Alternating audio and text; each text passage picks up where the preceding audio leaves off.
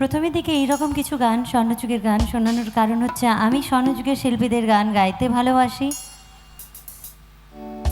আর এখানে যারা একটু পুরনো দিনের গান শুনতে ভালোবাসেন তাদের জন্যই শোনাই।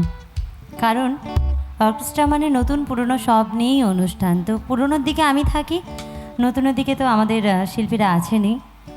পরবর্তী গান মান্না দে সাহেবের একটি জনপ্রিয় গান আমি আমার মতো করে শোনাই, আশা করছি ভালো লাগবে।